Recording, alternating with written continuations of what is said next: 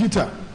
So we need to re-examine the basis very well, because we cannot be saying foreign investors should come and at the same time you are withdrawing their privileges. And petroleum profit tax, there is an exemption of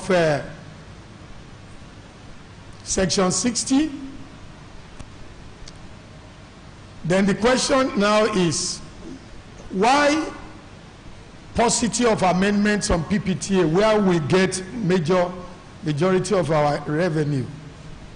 The reason is not far-fetched. Of course, we know the Petroleum Governance Industry Bill and the fiscal aspect, all the challenges, and also the recent enactment of Deep Offshore Inland Basin Petroleum Sharing Contract Amendment Act, which then increased the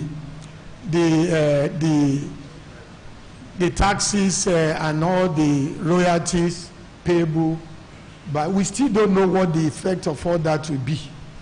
But what I can tell you for free is that there are no new investments in that sector, hampering jobs, restricting opportunities, and government is not putting its own money. And I don't think there is any country like that in the world where government is not putting its own money, relying basically on foreign investment, and yet restricting.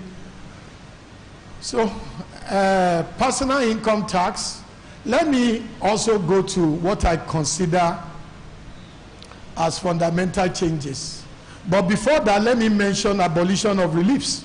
A lot of my colleagues have said, oh, how come the Finance Act is saying no longer children relief and all that and all that? And I said, look, there has never been children relief since 2011.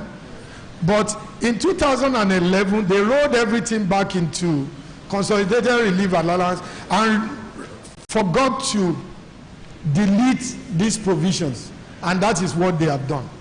And anyway, they are minuscule. They are so small. They fall under what lawyers will call de minimis rule. If they give you some of these reliefs, with the high profile of the people here, you tell them, don't bother.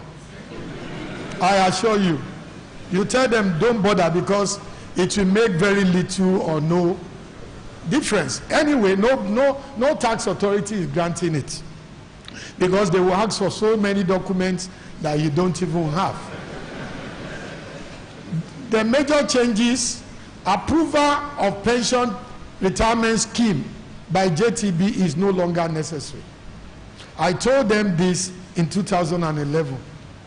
I said, you won't have anything to have. They said, no, we will still continue. But now, the chicken is coming home to roost. There is no, because the PRA had already said pension contributions tax-free. Then, this is going to reduce evasion and avoidance, very commendable. Only God knows why it has taken so long. Service of objection, now, this is giving statutory basis to a case law. A case had already decided this, even ahead of this amendment, and said, why can't taxpayers send email to object? Why? This is 21st century. There are obsolete provisions. Some of the obsolete provisions, you are going to see references to Ohio University and so many things that are no longer in the law. So anyway, the only amendment under Peter that I consider fundamental is substitution of service for board. And then this is that any reference to board in Peter will now mean FIRS. The states have still not, because when they see this, then they may worry, because it may then mean that FIRS may take over the administration of Personal Income Tax Act. Parties have been significantly increased. Professionals who are not registered, you are now highly exposed. So, in fact, this is going to be a major revenue for FRS if they walk the talk.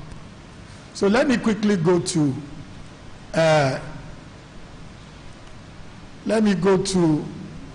what professionals should do. The first one, they should know everything from the primary document. How many of us have read the Finace Act? You need to. A professional who has not read the Finace Act is half-baked. I make bold to say.